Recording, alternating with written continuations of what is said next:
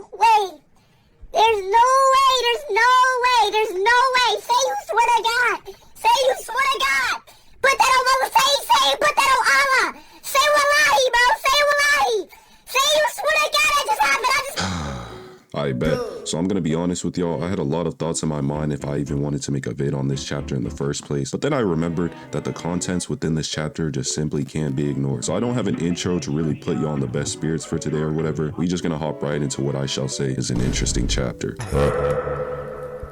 Anyways, enjoy the video. Chapter 295, number 1.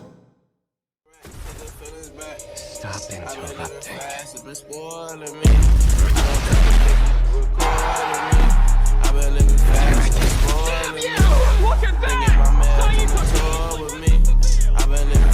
You can't surpass me.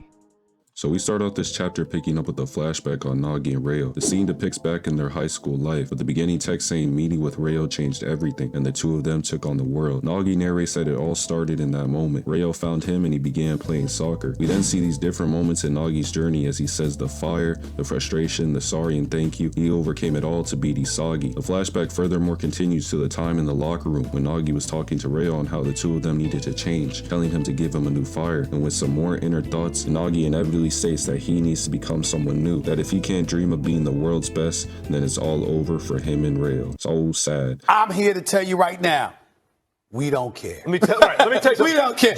Disregarding all that, we finally get to tune into the match with Manshine v Barcha, and surprisingly enough, we're not seeing it from the end, but from the start, as Reo calls for the first possession of the ball from Nagi. Of course, also Barcha is here too, smirking on the opposing side. Now when Reo gets a hold of the ball, he begins diving in his own thoughts, so that this final match is the worst for him and Nagi, because not only do they need to start putting in some real work this match so their World Cup dream won't die, but with Nagi being 11th and him 16th, they're at a hefty risk of the cutoff line. So as he passes the ball forward past this random Barcha NPC on defense, it turns out that Reo had a plan to change his and Nagi's playstyle for this game. So instead of aiming for their own goals, he says they're working around bringing effective plays that will help the team win, proving their value on the field. Toya and Barcha are watching their trash-ass Barcha teammates getting fried, are surprised by this, and Toya noticing that they're committing to a post-play, calling it rare. Move to Barcha, who's pressing Nagi, asking him if he's scared, like niggas are trying to be all antagonistic and shit, worry about stopping the play. But both of these two understand that they'll still go for goals when the moment is right, because they know they can't keep up this style of play for long. Now with the ball already out on the field from Nagi's header, someone compliments Reo as they're sprinting towards it, and it couldn't be anybody else but the speedster himself, Chigiri. By the way, look at this piece of garbage hitting one of those Pokemon chain of reactions as he notices Reo didn't create a coordinating play with Nagi, but with the femboy. Immediately then we see him use his 44 Panther snipe shot for a clean goal. Good shit. So as Reo and Chigiri high five for the first point, Reo concludes this style of play they're doing is good, coming off of his first assist. And next, Nagi will...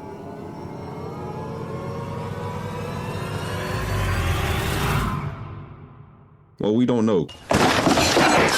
The chapter decides to cut straight back on Isagi's side, with Eagle appearing on the big screen congratulating Pastor Munich on the victory against PXG, and saying the match with England versus Spain started around the same time and concluded a while ago. But now it's time for the good news, as Eagle assures to everyone the results of the bid prices and the final salary rankings are going to be broadcasted to all teams. We then cut over to see my GOAT alongside with Corona, Igarashi, and Hiyori in the back, and within his own mind he says it's here, the final rankings, the gap between him and Rin. Before the match it was almost 50 million, thinking he dedicated everything just to overturn that. Eagle continues to go on saying that he will now announce those 23 players who over the course of the Neo Egoist League have won themselves a place in the U20 Japan team. Isagi believes that nothing but seeing himself at number 1 matters, and with everything on the line, his anticipation at an all-time high, Ego announces that the highest bid offer of Blue Lock's number 1 is... Itoshi Rin with a bid of 240 million. I'm sorry, little bitch, I did not cheat, believe me. I was just getting my dick up by little Phoebe.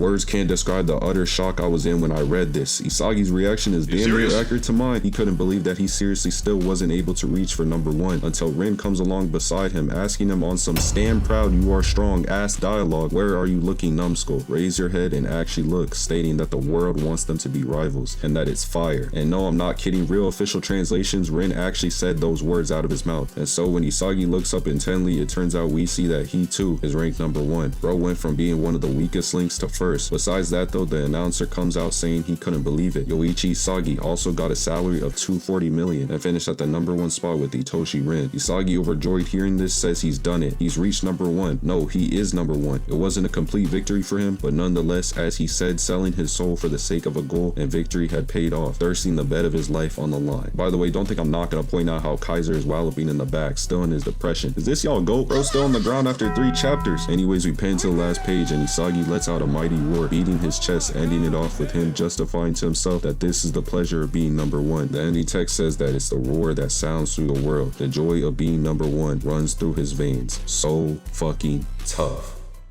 Alright, this chapter for sure got me at a calm 6 out of 10 rating. I think the starting of it was kind of a waste of paper. Wasn't really messy with the Nagi flashbacks and all that, but it is pretty much obvious that Nagi is currently in shambles. It's sad to see his motivation still not coming to light after quote-unquote beating Isagi. I wasn't also expecting for us to see the Manshine v Barcha match from the very beginning. Don't get me wrong, it was fire when Chigiri scored the first goal for the team, but they could have just showed the last 33 minutes of the match to us instead. But hey, if it means Nagi's hat-trick comeback agenda can finally end, I'm fine with this. But I can't ignore that the whole community's main focus point in this chapter definitely was towards the end. I went back to reread this chapter like 3 to 4 times, and no joke, I can pretty much move past the fact of Isagi and Rin tying for #1. Now hear me out, there's a reason. Because believe it or not, I always had a thought in the back of my mind that Kaneshiro would make them tie. Also, let me know if anybody else peeped this already, but way back in I think right during the PXG game after Isagi scored his first 2-gun volley goal, he said himself that if he could pull off a hat trick, he will be able to surpass Rin and become #1 in the Neo Egoist League. Now, I don't know if this was him straight out just plainly saying that it would have made him the definitive #1, but it was a good hint that some people probably missed. Unfortunately, as we know, that didn't happen because Kaiser scored a goal in this final match. So it was pretty much already set in stone that something like this outcome would come into fruition. All in all, the tie really is just Kaneshiro continuing his character's rivalry, dragging it on, and furthermore developing it into something greater. I get it. Still though, that doesn't mean there couldn't have been other ways to keep the rivalry going. But it's whatever. I'm not gonna say this is bad writing because it would just sound hypocritical, as back in my first review vid, I was on Rin fans' head with them being mad about the result of that chapter. And besides, I'm more of a conservative Isagi fan to begin with. Yeah, I'm not saying that ever again, nigga. Conservative Isagi fan? This ain't politics. Anyways, at the end of it all, I'm just gonna accept that at least my guy is happy about this accomplishment, because it is still impressive to now be recognized as being on the same standing with Rin. Okay, I kind of want to wrap this video up so I don't keep blabbering on. So quickly, the last things I'll say is we should give more time and patience for the next chapters coming up to really see everything else, like the rest of the salaries and hopefully Nagi's development or downfall. But I'm still gonna stand by what I said about the club offers. That shit is ass. Just seeing Isagi still with this bum ass offer to Bastard hurts, because what more could he need from the team? Plus you're gonna make me deal with Rin getting an offer from Reo. If anything, his interaction with the club probably gonna get off screened anyways. We not seeing no development from that. Again, we'll just have to wait and see what Kaneshiro hopefully has cooking in these next chapters coming up. Anyways, if you made it this far in the video, make sure to tune in next week for chapter 296 titled Brain Juices. Hey yo. But as always, like, subscribe, and have a great day, rest of your night. Blah, blah, blah, blah, blah, bye. Oh yeah, I couldn't just leave this out the video, but for the guy that was in my comment section last review vid and said fucking shit Shioka was gonna come on the pitch and get 6 goals plus putting it on everyone's soul, buddy, you killed us all.